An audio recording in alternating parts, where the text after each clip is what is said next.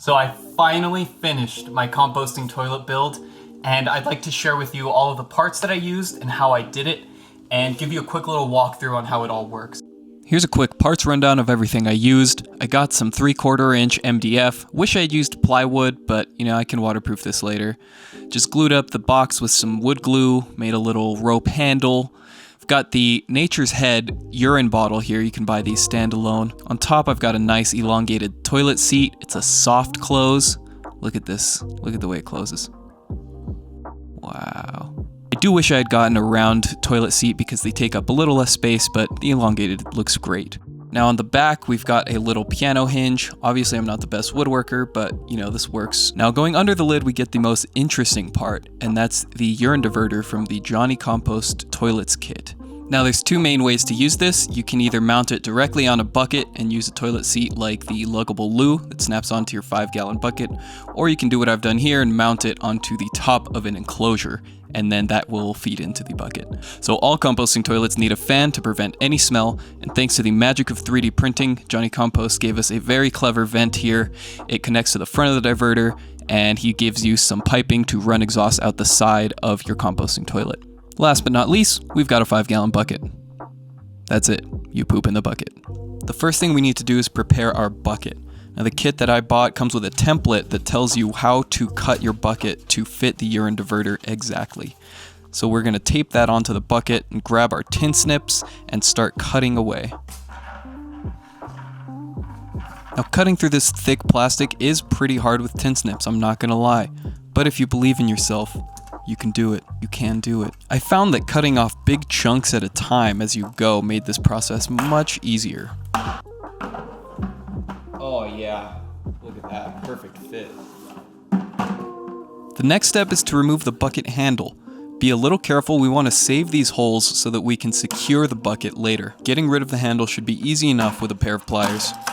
The final step for preparing our bucket is creating a little 2x4 platform that will give the bucket some extra height to let gravity do its work on your number one.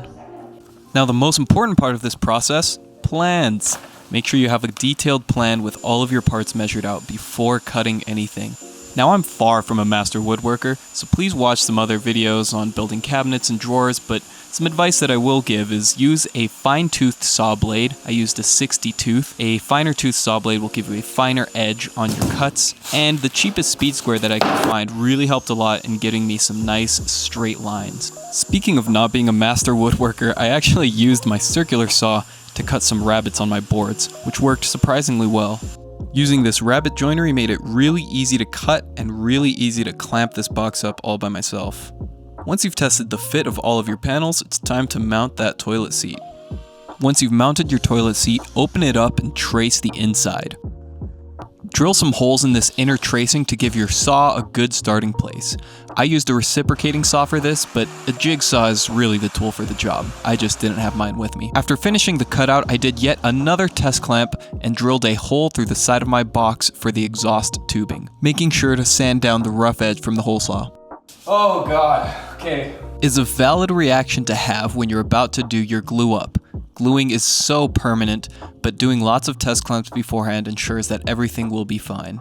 I used Titebond 2 to glue everything down because it's water resistant, and 2 of these ratcheting band clamps to get everything nice and tight. Next up, I mount my urine diverter to the top of my box. Now, depending on what design you're going for, you might not need to do this step, but I did.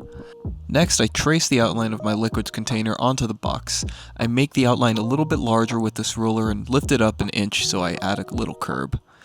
Next, I score this outline with my utility knife so that my oscillating saw has a nice little channel to dig into all the way around.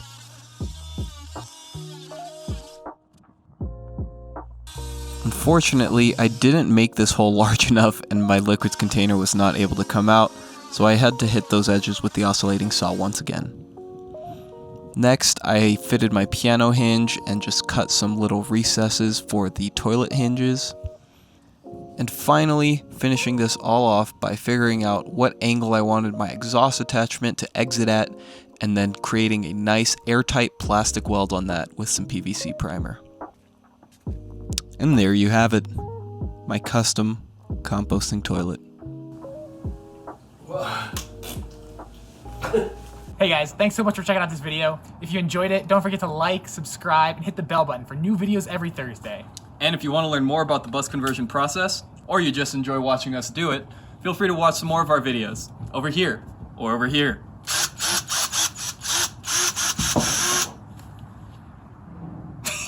That felt pretty good.